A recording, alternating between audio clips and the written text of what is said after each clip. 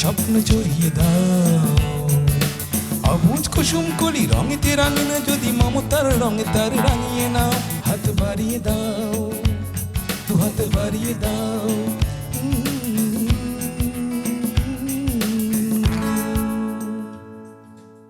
সুপ্রিয় দর্শক, আমন্ত্রণ জানাচ্ছি অটিজম এবং অন্যান্য প্রতিবন্ধিতা নিয়ে RTV নিয়মিত আয়োজন বার্জার পেইন্টস হাত বাড়িয়ে দিলাম অনুষ্ঠানের 400তম পর্বের আজকের এই বিশেষ আয়োজনে। আর আপনাদের সাথে আছি আমি সৈয়দা মুনিরা ইসলাম। দর্শক, আজকের দিনটি আমাদের জন্য ভীষণ গর্বের, কারণ প্রতিবন্ধিতা বিষয়ক সচেতনতা সৃষ্টি করতে 2015 সাল থেকে শুরু করা বার্জার পেইন্টস হাত বাড়িয়ে দিলাম অনুষ্ঠানটি হাঁটি হাঁটি পা পা করে আজ 400 পর্বের মাইল ফলক ছুঁল। এই দীর্ঘ পথ চলায় আমাদের সহযাত্রী হিসাবে পাশে থাকার জন্য বার্জার পেইন্টস বাংলাদেশের প্রতি অশেষ ধন্যবাদ এবং কৃতজ্ঞতা। আমরা যখন এই অনুষ্ঠানটি শুরু করেছি তখন শিক্ষিত জনগোষ্ঠীর মধ্যেও অটিজম এবং অন্যান্য প্রতিবন্ধিতা সম্পর্কে তেমন কোনো ধারণা ছিল না। বিশেষ চাহিদা সম্পন্ন মানুষগুলোকে পাপের ফসল হিসেবে গণ্য করা হতো। মাঠ পর্যায়ে কাজ করতে যেয়ে আমরা দেখেছি অজ্ঞতার কারণে গ্রামে গঞ্জে স্নায়বিক প্রতিবন্ধী শিশুদেরকে খাঁচায় কিংবা শিকলে বন্দি করে রাখার অসংখ্য অমানবিক ঘটনা। এই পরিবারগুলোর সীমাহীন ভোগান্তি এবং অসহায়ত্ব দেখেছি, শুনেছি তাদের অব্যক্ত কান্না। অত্যন্ত দুঃখ ভারাক্রান্ত হয়েছি যখন দেখেছি সংশ্লিষ্ট সংস্থাগুলোরও অটিজম এবং অন্যান্য প্রতিবন্ধিতা বিষয়ে সুষ্ঠু ধারণার ব্যাপক সীমাবদ্ধতা। সেখান থেকেই চেষ্টা করেছি হাত বাড়িয়ে দিলাম অনুষ্ঠানের মধ্য দিয়ে প্রতিবন্ধী ব্যক্তি ও তাদের অসহায় অভিভাবকদের পাশে দাঁড়াতে।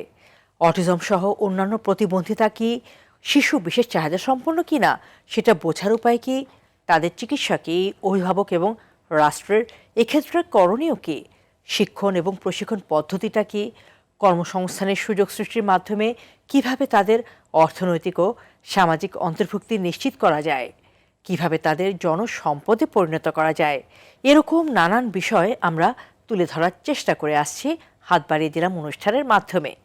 দর্শক, আজ আমরা উদযাপন করছি প্রতিবন্ধী মানুষের অধিকার ও সক্ষমতার পক্ষে একটি ধারাবাহিক প্রচেষ্টার 400তম অধ্যায়।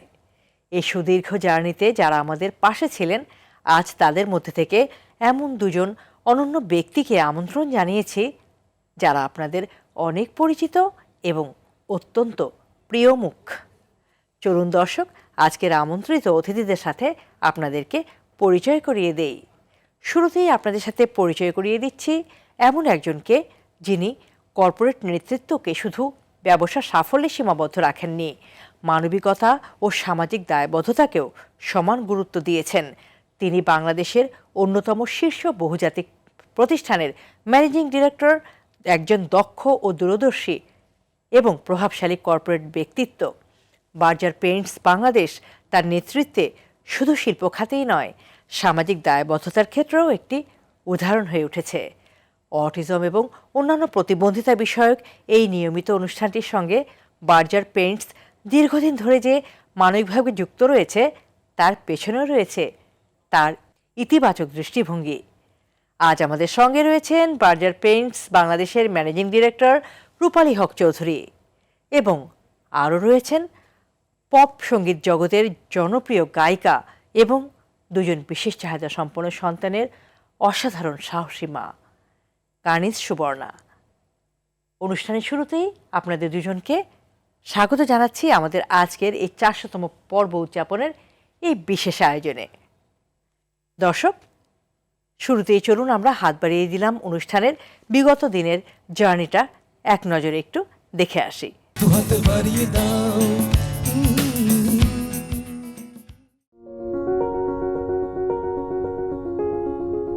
অটিজম সহ অন্যান্য যে সকল স্নায়বিক প্রতিবন্ধিতা রয়েছে সেগুলো সম্পর্কে স্বচ্ছ ধারণা দেয়া, সমস্যাগুলোর সুষ্ঠু ব্যবস্থাপনা সম্পর্কে সঠিক দিক নির্দেশনা প্রদান করা সহ অজ্ঞতা, অবহেলা, বঞ্চনা, কুসংস্কারের শিকার এই বিশেষ চাহিদা সম্পন্ন মানুষগুলোর বিষয়ে সচেতনতা বৃদ্ধি করাই হাত বাড়িয়ে দিলাম অনুষ্ঠানের মূল লক্ষ্য। 2017 সালের নভেম্বর মাসে এর 100তম পর্ব প্রচারিত হয়। 100 পর্বে আজকে আমরা কেক কাটতে পেরেছি। বাংলাদেশের চাহিদার তুলনায় বিশেষজ্ঞদের সংখ্যা যথেষ্ট নয়। এই অনুষ্ঠানে দেশের স্বনামধন্য বিশেষজ্ঞদের আমন্ত্রণ জানানো হয়। অটিজম ও অন্যান্য স্নায়ু বিকাশজনিত সমস্যার ব্যবস্থাপনা, চিকিৎসা, থেরাপি, কাউন্সেলিং ইত্যাদি সম্পর্কে গঠনমূলক দিক নির্দেশনা দেওয়া হয় এই অনুষ্ঠানে। একে একে 199টি পর্ব অতিক্রম করে হাত বাড়িয়ে দিলাম আজ 200তম পর্বে পদার্পণ করেছে।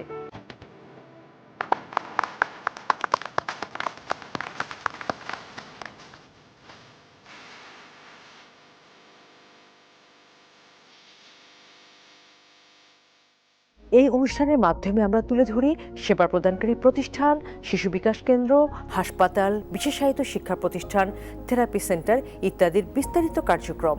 প্রতি বছর 2 এপ্রিল বিশ্ব অটিজম সচেতনতা দিবসে অটিজম বৈশিষ্ট্যসম্পন্ন শিশু কিশোরদের অংশগ্রহণে দিনব্যাপী চিত্রাঙ্কন প্রতিযোগিতা, সাংস্কৃতিক অনুষ্ঠান ও আলোচনা অনুষ্ঠানের আয়োজন করা হয়ে থাকে, যা RTV সরাসরি সম্প্রচার করে। হাত বাড়িয়ে দিলাম অনুষ্ঠানটি 2015 সালের ফেব্রুয়ারি মাসে যাত্রা শুরু করার কিছুদিনের মধ্যেই দর্শক জনপ্রিয়তার শীর্ষে উঠে যায় এবং একে একে 299টি পর্ব পেরিয়ে হাত বাড়িয়ে দিলাম অনুষ্ঠানটি পদার্পণ করল 300তম পর্বে।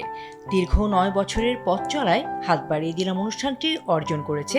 2020 সালে তিনি তার কাজের স্বীকৃতি হিসেবে SMC মনিমিক্স প্রেরণা পদক গ্রহণ করেন।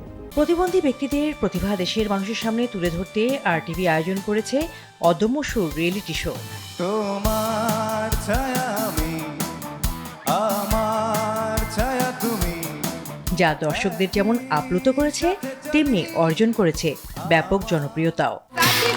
অদম্য সুর গেয়ে ওঠার এই তো সময় আমাদের এবারের চ্যাম্পিয়ন রাহুল।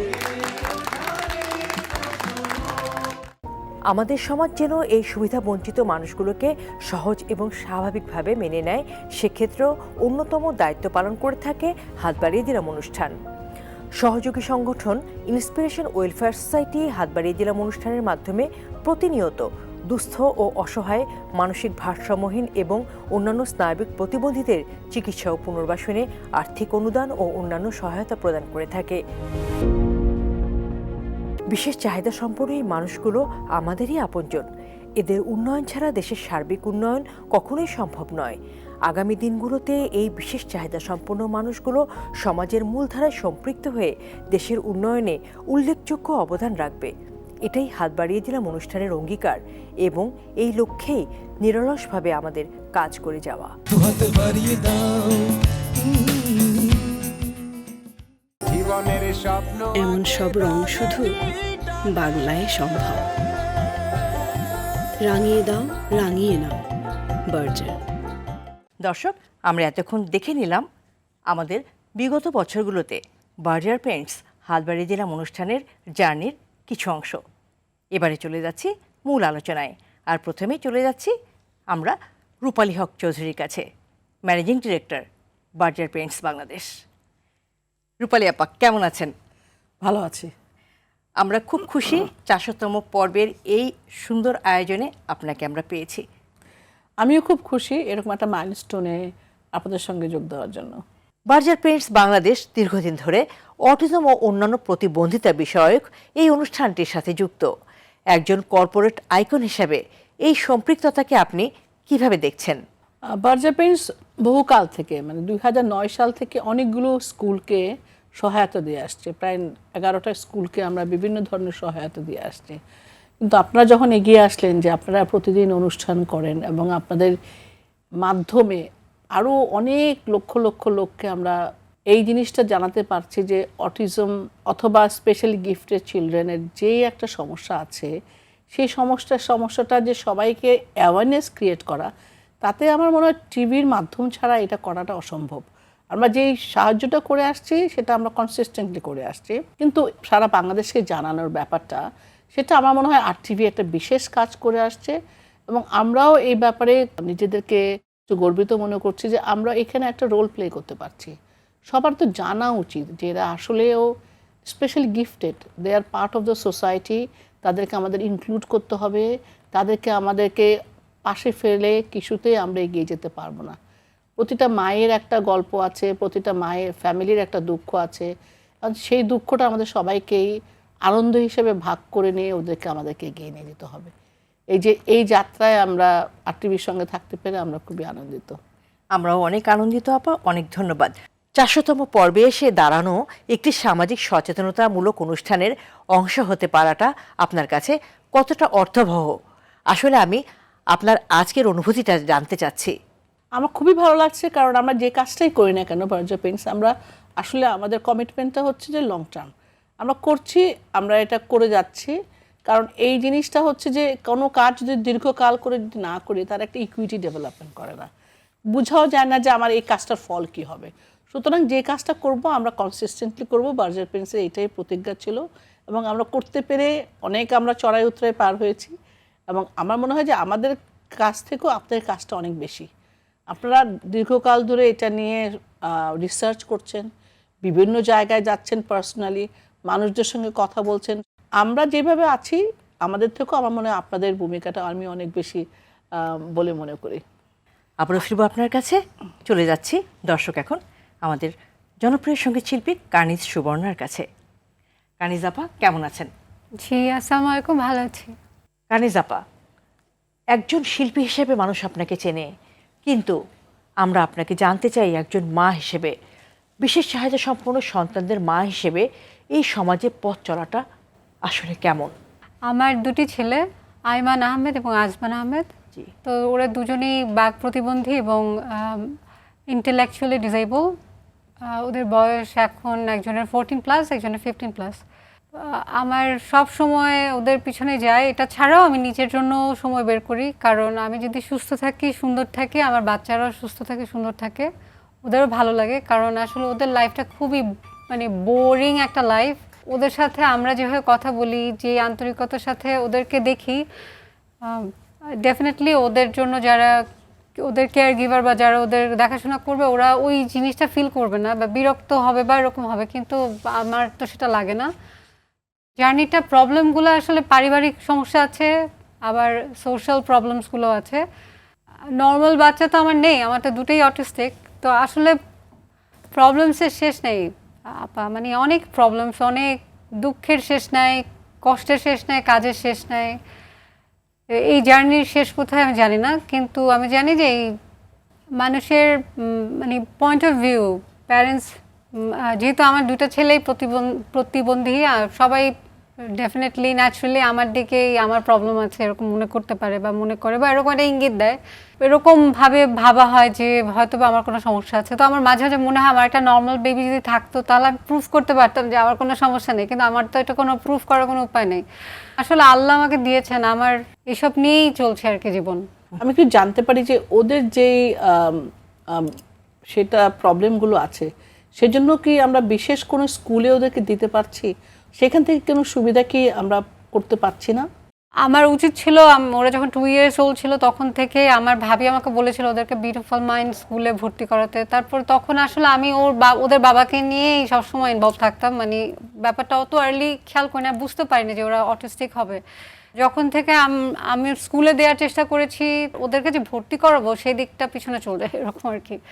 এখন তারপর এই করতে করতে ওদের স্কুল ফাইনালি দেওয়া হয়েছে, স্কুলে ওরা যেত, কিন্তু আমার দুইটা ছেলেই তো অটিস্টিক, তো ওদের পেছনে প্রচুর খরচ, দুটা ছেলেকে বড় করাটা খুব টাফ। তার মধ্যে যদি বাবা বিশাল পার্সন হয়, এরকম লেজেন্ডারি কেউ হয়, তখন হয় কি এদিক যাব না সেদিক যাব না, নিজের দিকে তাকাবো, এরকম একটা অবস্থা আর কি। তারপর ওরা স্কুলে যেত, ওরা আলোকিত শিশু স্কুলে যেত।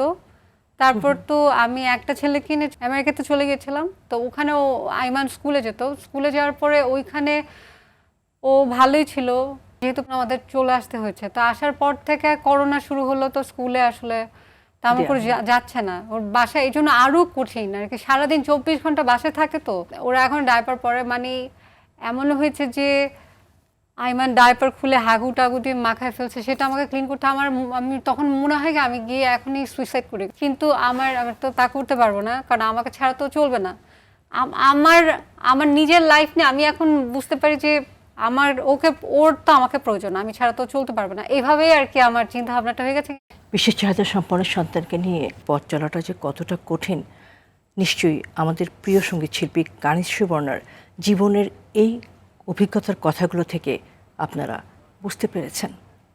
দর্শক, অটিজম এবং অন্যান্য প্রতিবন্ধিতা নিয়ে RTVর নিয়মিত আয়োজন বার্জার পেইন্টস হাত বাড়িয়ে দিলাম অনুষ্ঠানের 400তম পর্বের এই মুহূর্তে নিয়ে নিচ্ছি ছোট্ট একটি বিরতি। ফিরছি কিছুক্ষণের মধ্যেই, আমাদের সঙ্গেই থাকুন। দু হাত বাড়িয়ে দাও, দু হাত বাড়িয়ে দাও। সুপ্রিয় দর্শক, বিরতি শেষে আবারও সবাইকে আমন্ত্রণ জানাচ্ছি অটিজম এবং অন্যান্য প্রতিবন্ধিতা নিয়ে RTVর নিয়মিত আয়োজন বার্জার পেইন্টস অনুষ্ঠানের 400তম পর্বের এই বিশেষ আয়োজনে। দর্শক, আবারও ফিরছে আলোচনায়।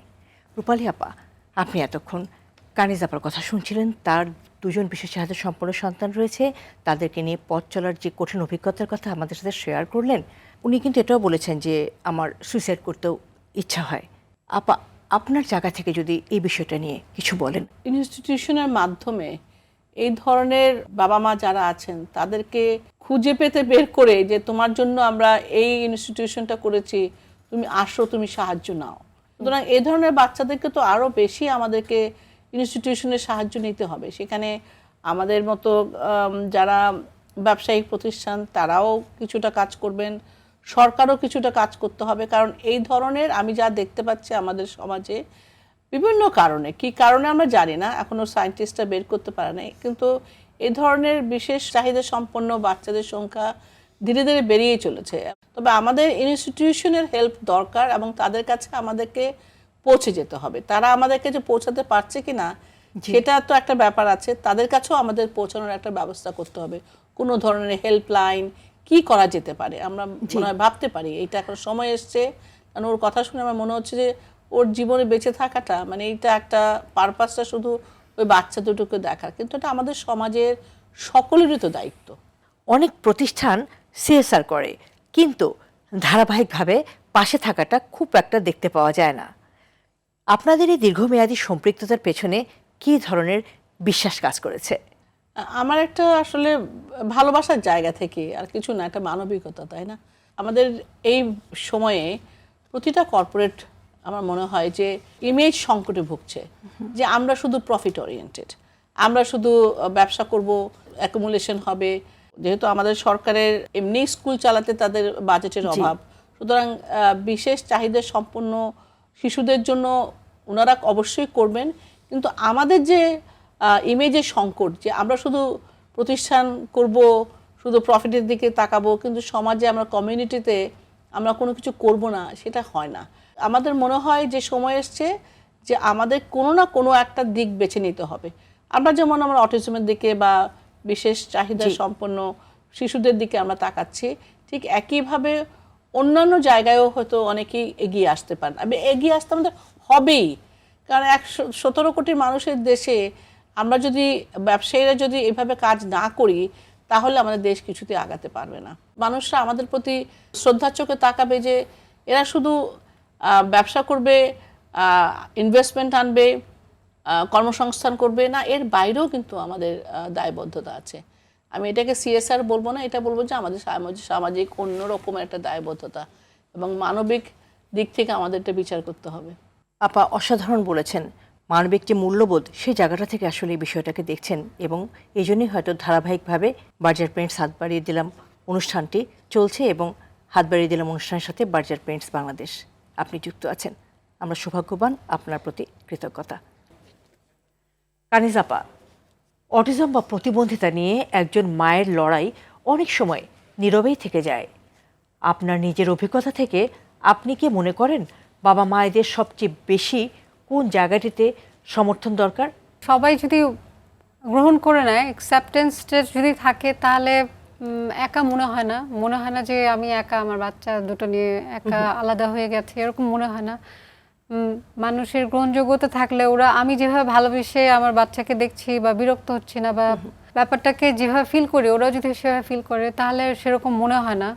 ওদের প্যারেন্টসকেও অ্যাকসেপ্ট করে নিতে হবে যে তারা তাদের পার্সোনাল লাইফে কী ধরনের মানসিক একটা অত্যাচারের মধ্যে থাকে বা স্ট্রেসের মধ্যে থাকে, খুব স্ট্রেসফুল লাইফ। তো বন্ধুত্বের হাত বাড়িয়ে দিলে মানুষের ভালো লাগে। যখন আমার বাচ্চা ছিল না অটিস্টিক, তখন আমি একরকম অ্যাকসেপ্টেন্স ছিল আমার, আমি সব জায়গায় একরকম ছিলাম। এখন আমার বাচ্চারা অটিস্টিক বলে আমি বুঝতে পারি যে অ্যাকসেপ্টেন্সটা ডিফারেন্ট হয়ে গেছে। তো তাই বলছি যে যদি সব সাইড থেকে ওই ব্যাপারটাকে ওরা মেনে নিয়ে তারপর ওদের সাথে ওদের কাজকর্মের ক্ষেত্রে বা বাচ্চাদেরকেও রাখে এবং যদি অ্যাকসেপ্টেন্সটা থাকে তাহলে আর কি ভালো হয়। অনেক ধন্যবাদ আপনাকে, আবারও ফিরবো আপনার কাছে। রূপালী আপা, প্রতিবন্ধী ব্যক্তিদের জীবনমান উন্নয়নের জন্য একটি কর্পোরেট প্রতিষ্ঠান বাস্তবিকভাবে কি কি উদ্যোগ নিতে পারে বলে আপনি মনে করেন? প্রথমত ওদের শিক্ষার ব্যাপারে, ওদেরকে কিভাবে এই ধরনের স্পেশালাইজড চিলড্রেনদের জন্য কী ধরনের শিক্ষা ব্যবস্থা সেটাকে এনশিওর করা। তারপরে শিক্ষার পরে দেখা যাবে যে বাবা মার বয়স হয়ে গেছে, বাবা মা একসময় থাকবে না, তারপরে ওদেরকে কিভাবে রিহ্যাবিলিটেট করতে হবে। রিহ্যাবিলিটেশনের প্রবলেমটাও কিন্তু আমাদেরকে দেখতে হবে। এই বাচ্চাদের বিশেষ বিশেষ কিছু গুণ থাকে, সব বাচ্চারাই বেসিক্যালি হয়তো একটা আমরা কনভেনশনাল মেথডে ওদের কোনো গুণ নাই, কিন্তু ওদের কিছু কিছু প্রতিভা থাকে সেই লুকায়িত। তো আমাদের স্কুলের মাধ্যমে সেই বিশেষ প্রতিভাগুলিকে খুঁজে বের করে ওদেরকে আমাদের রিহ্যাবিলিটেট করতে হবে, যাতে করে ওরা একটা ইন্ডিপেন্ডেন্ট হিউম্যান বিইং হিসেবে চলতে পারে। আর অন্যান্য দেশে আমি এটা দেখেছি, তাদেরকে তাদের বাবা মাকে একটা বিশেষ সহায়তা দেওয়া হয়। এখন তো আমরা দেখতে পাচ্ছি যে সামাজিক সহায়তা একটা ব্যবস্থা হচ্ছে সরকার থেকে, এই ধরনের বাচ্চাদের মাকে বিশেষ করে বিশেষ সহায়তা দান করা, যাতে করে তারা স্কুলে পাঠাতে পারে, তারা এই ধরনের সাহায্য নিতে পারে। আর আমাদের ব্যবসায়িক প্রতিষ্ঠানের এগিয়ে আসা উচিত যে আমরা তাদেরকে কিভাবে এমপ্লয়েবল করব। যেমন আমাদের কোম্পানি আমাদের বিশেষ চাহিদা সম্পন্ন যারা ফিজিক্যালি ডিসেবল তাদেরকে আমরা কিন্তু কাজ দিচ্ছি। কিছু আছে রিপিটেটিভ কাজ, তাদেরকে আমরা ওই ধরনের কাজ দিচ্ছি। আমরা বিবিডিএন এর সঙ্গে এখন বিজনেস ডিসেবিলিটি নেটওয়ার্কের মাধ্যমে আমরা জব ফেয়ার করি। এটা হলো বাংলাদেশ এমপ্লয়ার্স ফেডারেশনের একটা অঙ্গ প্রতিষ্ঠান। তাদের মাধ্যমে আমরা চেষ্টা করি, গার্মেন্টস ইন্ডাস্ট্রিতে অনেকেই কিন্তু এমপ্লয় করে, সুতরাং ওদের রিহ্যাবিলিটেশনের ব্যাপারটাও আমাদেরকে চিন্তা করতে হবে। একটা হলো তাদেরকে শিক্ষাদান করা, একটা হচ্ছে এরপরে আমাদের রিহ্যাবিলিটেট করতে হবে। কাজটা রিহ্যাবিলিটেশন না করা পর্যন্ত আমাদের এটা শেষ হয় না। এবং অনেকগুলো স্কুল করতে হবে যেগুলো হচ্ছে আবাসিক, কারণ হচ্ছে বাবা মা তো অনেক সময় অনেকের বাবা মা বাসায় থেকে ওদের কাজ করাতে পারছে না বা স্কুল দিতে পারছে না, তাদের সেই সুবিধাটা নাই। অনেক কিছু কিছু যদি আবাসিক স্কুল হয় তাহলে অনেক জনগোষ্ঠী এতে ওদের সাহায্য হবে অনেক। আপা চমৎকার বলেছেন, আসলেই তাই। দর্শক, রূপালী আপা যেমনটি বললেন যে বিশেষ চাহিদা সম্পন্ন সন্তানদের মায়েদেরকেও সাপোর্ট দিতে হবে, পাশাপাশি এই বাচ্চাদের এমপ্লয়মেন্ট ক্ষমতায়ন সেটাও নিশ্চিত করতে হবে। খুব সুন্দর করে বার্জার পেরেন্টস বাংলাদেশ রূপালী আপা এই কাজটা করছেন, জব ফেয়ার করছেন, আরও নানাভাবে নানা উদ্যোগ নিয়ে আমাদের এই বিশেষ চাহিদা সম্পন্ন জনগোষ্ঠীর জীবনমান উন্নয়নে ভূমিকা রাখছেন। আশা করব আজকের এই অনুষ্ঠান দেখে অনুপ্রাণিত হবেন আপনারা এবং কর্পোরেট সেক্টরগুলো এগিয়ে আসবেন এবং এই ধরনের উদ্যোগ গ্রহণ করবেন। দর্শক, চলে যাচ্ছি একটি বিরতিতে। সুপ্রিয় দর্শক, অটিজম এবং অন্যান্য প্রতিবন্ধিতা নিয়ে RTV নিয়মিত আয়োজন বার্জার পেরেন্টস হাত বাড়িয়ে দিলাম অনুষ্ঠানের এই মুহূর্তে নিয়ে নিচ্ছি আরও একটি ছোট্ট বিরতি। ফিরছি কিছুক্ষণের মধ্যেই, আমাদের সঙ্গেই থাকুন।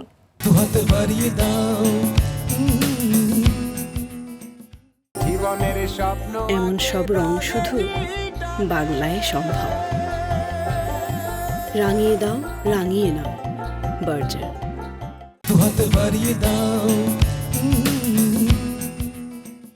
সুপ্রিয় দর্শক, বিরতি শেষে আবারও সবাইকে আমন্ত্রণ জানাচ্ছি অটিজম এবং অন্যান্য প্রতিবন্ধিতা নিয়ে RTV নিয়মিত আয়োজন বার্জার পেরেন্টস হাত বাড়িয়ে দিলাম অনুষ্ঠানের 400তম পর্বের এই বিশেষ আয়োজনে। দর্শক, চলে যাচ্ছি কানিজাপার কাছে। কানিজাপা, গণমাধ্যম ভিত্তিক এই ধরনের টেলিভিশন অনুষ্ঠানগুলো সমাজের দৃষ্টিভঙ্গি পরিবর্তনে আসলে কতটা ভূমিকা রাখতে পারে বলে আপনি মনে করেন?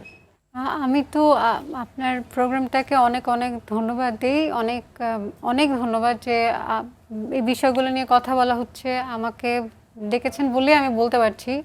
আমি যেমন আমার কথাগুলো জানাতে পারছি, ওই একইভাবে আমার পরিবারে আমার অ্যাকসেপ্টেন্স বাড়ছে।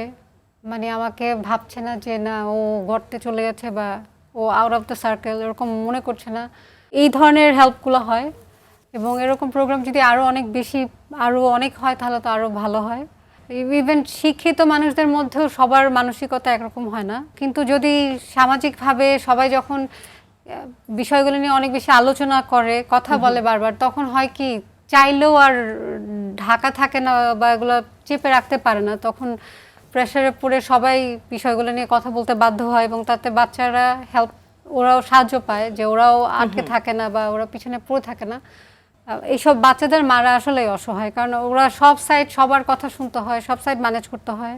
তো সেটার জন্য যদি সামাজিকভাবে সবাই যখন আলোচনা করে বা এই বিষয়গুলোকে হালকা করে নেয় যে না এগুলো হতে পারে এবং দ্যাটস ওকে, এবং সাপোর্ট মানে পজিটিভ একটা সাপোর্ট যদি দেয়, তাহলে মাদের শক্তিটা অনেক বাড়ে, মানসিকভাবে আরও অনেক শক্তিশালী মনে করে। এবং আসলে মানুষ তো আশা নিয়ে বাঁচতে চায়, আশা ছাড়া তো লাইফে কিছু থাকে না। তো আমি যেমন মনে করি আমার 2টা ছেলে নিয়ে আমার কোনো ফিউচার নাই, ওরা কোনো জব করতে পারবে না, জীবনায়ন করতে পারবে না, বিয়ে করতে পারবে না কি জানি না, যে বাচ্চা হবে নাকি জানি না, স্বপ্ন থাকে কিন্তু আসলে বাস্তবে কি হবে হু নোজ। সারা জীবন আমি শুধু ওদের টেক কেয়ারই করবো, কাজই করবো, একটা সময় বুড়া হয়ে যাবে, মরে যাবো, এরকম আর কি। কিন্তু আসলে এর মাঝখান থেকেই যে জীবনের সুন্দর সুন্দর মুহূর্তগুলো, আনন্দগুলো, ভালো লাগাগুলো বের করে আনতে হয় এবং বেঁচে থাকতে হয়। এবং ওই যে ভালোবাসা নিয়ে সৌন্দর্য নিয়ে সুন্দর ব্যাপারগুলো নিয়ে যে ওদের মধ্যেও এই জিনিসগুলো আমাকে দিতে হয়, আমাকে দেখে যেন ওরা ওই জিনিসগুলো ফিল করতে পারে। আমার সেটাকেও খেয়াল রাখতে হয় যে না তোমার সাথে আমি সারাক্ষণ আছি এবং আমিও অনেক সুন্দর করে চলার চেষ্টা করি। So you don't feel like যে আমি সারাক্ষণ আমার মাকে নিয়ে পড়ে আছি, এরকম তো আমার মনে হবে না। আমার ফ্যামিলি থেকে সাপোর্ট পাই আমি, আপনি আমাকে সাপোর্ট দিচ্ছেন, আপনারা বা আমার মিডিয়ার লোকজন আমাকে চেনে, আমাকে ডাকে, তো আমার মানসিকতা আরেক রকম, আমি অনেক অন্যভাবে ভাবতে পারি। কিন্তু আমারও ডিপ্রেশন আসে, আমিও এরকম ফিলিং, আমার এই ধরনের অনুভূতি আমার আসছে যে আমার চারিদিক বন্ধ, মানে আই ক্যান ব্রিথ এনিমোর, এরকম আমি আর দম নিতে পারছি না, এরকম মনে হয়। এরকম মুহূর্তগুলো আসলেই নামাজ পড়ি, আল্লাহকে ডাকি প্রচুর, মানে আল্লাহর কাছে কান্নাকাটি করি এবং দ্যাট মেক্স মি ফিল মানে স্ট্রঙ্গার এবং হিলড লাগে, যে না ঠিক আছে, দোয়া দুরুদ পড়লে অনেক শান্তি লাগে এবং তাই করি। আমি মনে করি যে মিডিয়াতে যদি বিশেষ চাহিদা সম্পন্ন বাচ্চাদের নিয়ে এবং এদের ব্যাপারে যদি আরও অনেক বেশি আলোচনা হয়, অনেক বেশি প্রোগ্রাম হয়, তাহলে এই বিষয়টাতে আরও ইতিবাচক একটা দৃষ্টিভঙ্গি এসে পড়ে। জি, আমরাও সেটাই আশা করি। অনেক ধন্যবাদ আপনাকে। রূপালী আপা, আপনি একজন সফল নারী কর্পোরেট ব্যক্তিত্ব। আপনার মতে নারীর নেতৃত্ব কি সমাজের মানবিক বিষয়গুলোতে আলাদা কোনো সংবেদনশীলতা নিয়ে আসে? আমি সফল কিনা জানি না, সফলতা একটা রিলেটিভ টার্ম। নারীদের একটা বিশেষ ব্যাপার থাকে, আমি তো মা, তাই না? সুতরাং আমাদের মনে হয় আরেকজন মা বা একজন সন্তানের প্রতি বিশেষ একটা দৃষ্টি থাকে। জি, সেটা বাবাদের যে থাকবে না এরকম কোনো বিষয় নাই। আমি মনে করি যে একজন বাবাও তো সে একটা সন্তানের বাবা, তারও তো ভালোবাসা আছে সন্তানের প্রতি, তাদেরও একটা বিশেষ মন থাকতে পারে, বিশেষ দৃষ্টিভঙ্গি থাকতে পারে, এবং তাদেরও একটা ভাবনা চিন্তা থাকতে পারে যে এই ধরনের শিশুদের জন্য আমাদের কিছু না কিছু করতে হবে। এবং যারা কর্পোরেট বডিতে ডিসিশন মেকিং আছেন, আমার রিকোয়েস্ট থাকবে তারাও যেন এগিয়ে আসেন। তারা অনেক সাবজেক্টেই করেন, বাট এটা একটা বিশেষ সাবজেক্ট যেখানে আমাদের সকলের একসঙ্গে মিলে কাজ করা উচিত। একদম তাই। আপা, আমরা আজকের অনুষ্ঠানের শেষ প্রান্তে চলে এসেছি। ঠিক এই মুহূর্তে একজন সফল কর্পোরেট ব্যক্তিত্ব হিসেবে নয়, একজন মানবিক মানুষ হিসেবে প্রতিবন্ধী ব্যক্তি, তাদের বাবা মা এবং সমাজের জন্য কি গুরুত্বপূর্ণ বার্তা দিতে চান? মানুষ হিসেবে বেঁচে থাকার সবচেয়ে বড় পরিচয় হলো আমাদের মনুষ্যত্ববোধ। এটা আমাদের অন্য প্রাণীকুল থেকে আলাদা করেছে, এবং সেই হিসেবে চিন্তা করতে গেলে আমাদের বিশেষ চাহিদা সম্পন্ন শুধু না, সমাজের জন্য আমাদের বিশেষ কিছু করতে হবে। আমি শুধু ভালো থাকলাম, ভালো খেলাম, ভালো পড়লাম, এটা অর্থহীন একটা জীবন। সুতরাং আমি ব্যক্তিগতভাবে বলছি, সকলকেই উদ্দেশ্যেই বলছি, আমাদের কিছু না কিছু আমাদের ব্যক্তিগতভাবে কারো জন্য, বিশেষ কারো জন্য কিংবা কোনো সংস্থার জন্য কিছু না কিছু ভালো কাজ করতেই হবে, তাহলে আমরা শুধু মানুষ হয়ে উঠতে পারবো। সকলকে ধন্যবাদ। অনেক ধন্যবাদ আপা, এত চমৎকার করে এত অর্থবহ কথাগুলো বলেছেন। দর্শক, চলে যাচ্ছি কানিজ সুবর্ণার কাছে। কানিজ আপা, আমাদের আজকের অনুষ্ঠানের দর্শকদের মধ্যে অনেক অভিভাবক আছেন যারা হয়তো আজই প্রথম জানলেন তাদের সন্তানটি বিশেষ চাহিদা সম্পন্ন। তাদের জন্য আপনার অবস্থান থেকে, আপনার অভিজ্ঞতার আলোকে সবচেয়ে জরুরি বার্তাটি কি হবে? অটিস্টিক বাচ্চাদের প্যারেন্টসদের বলবো যে এই ব্যাপারটাকে গ্রহণ করে নিন, অ্যাকসেপ্ট করে নেবেন যে আপনার বাচ্চা অটিস্টিক, এবং তাকে ভালোবাসবেন, তাকে গ্রহণ করবেন যে সে এরকমই, এবং সে যেমন তেমনটাকে আপনাদের গ্রহণ করে নিতে হবে, ভালোবাসতে হবে। দর্শক, সুবর্ণাপা যেটা বলেছেন সত্যি তাই। প্রথমতই আপনাকে আপনার বাচ্চার সীমাবদ্ধতাকে গ্রহণ করতে হবে, মেনে নিতে হবে এবং তারপর তার চাহিদা অনুযায়ী তাকে সাপোর্ট দিতে হবে। কানিজাপা, অসংখ্য ধন্যবাদ, আমাদেরকে সময় দিয়েছেন। রূপালী আপা, এত ব্যস্ত শিডিউলের মধ্যে থেকেও আমাদের জন্য সময় বের করেছেন। বার্জার পেইন্টস হাত বাড়িয়ে দিলামের এই অনুষ্ঠানে সময় দিয়েছেন, আপনাকে অসংখ্য ধন্যবাদ। আজ 400তম পর্ব উদযাপন করছি বার্জার পেইন্টস হাত বাড়িয়ে দিলাম অনুষ্ঠানের। উদযাপন তো শুধু এমনি এমনি হয় না, আমাদের কেক কাটার একটা পর্ব আছে এবং আমাদের বিশেষ চাহিদা সম্পন্ন বন্ধুরা অপেক্ষা করছে আজকের অতিথিদের সাথে। তারা কেক কেটে উদযাপন করবে বার্জার পেইন্টস হাত বাড়িয়ে দিলাম অনুষ্ঠানের 400তম পর্ব। তবে তার আগে আমি একটু বিদায় নিয়ে নিই আপনাদের কাছ থেকে। দর্শক, 400 পর্ব এটা শুধু একটি সংখ্যা নয়, এটা 400 বার চেষ্টা বাংলাদেশের বিভিন্ন প্রান্তের প্রতিবন্ধী মানুষের কথা শোনার, তাদের চ্যালেঞ্জ বোঝার, তাদের সম্ভাবনা আর প্রতিভাকে সম্মানের সঙ্গে তুলে ধরার। প্রতিবন্ধী মানে প্রতিভাবন্ধী নয়, এই বিষয়টিকে প্রমাণ করার। এই যাত্রায় আমরা চেষ্টা করেছি প্রতিবন্ধী আর অপ্রতিবন্ধী মানুষের মধ্যে একটি ইতিবাচক মেলবন্ধন তৈরি করতে। ভয় বা করুণায় নয়, সম্মান আর সমতার ভিত্তিতে। এই দীর্ঘ পথ চলায় যারা আমাদের পাশে ছিলেন, বিশেষ করে বার্জার পেইন্টস বাংলাদেশ, তাদেরকে আবারও জানিয়ে আন্তরিক ধন্যবাদ এবং অশেষ কৃতজ্ঞতা। আর ধন্যবাদ আপনাদের যারা 400 পর্ব ধরে আমাদের সঙ্গে থেকেছেন, দেখেছেন, ভেবেছেন, বদলেছেন। আমরা বিশ্বাস করি প্রতিবন্ধিতা কোনো সীমাবদ্ধতা নয়। সুযোগ আর ভালোবাসা পেলে প্রতিটি মানুষই পারে নিজের রঙে এই সমাজকে আরও সুন্দর করে তুলতে। এই বিশ্বাস নিয়েই দেখা হবে আবার বার্জার পেইন্টস হাত বাড়িয়ে দিলাম অনুষ্ঠানের আগামী পর্বে। সে পর্যন্ত সবাই ভালো থাকুন, সুস্থ থাকুন, আর টিভির সঙ্গেই থাকুন। বাড়িয়ে দাও, দু হাত বাড়িয়ে দাও, স্বপ্ন জড়িয়ে দাও। অবুজ কুসুম কলি রঙেতে রাঙিনা যদি মমতার রঙে তার রাঙিয়ে নাও। হাত বাড়িয়ে দাও, দু হাত বাড়িয়ে দাও,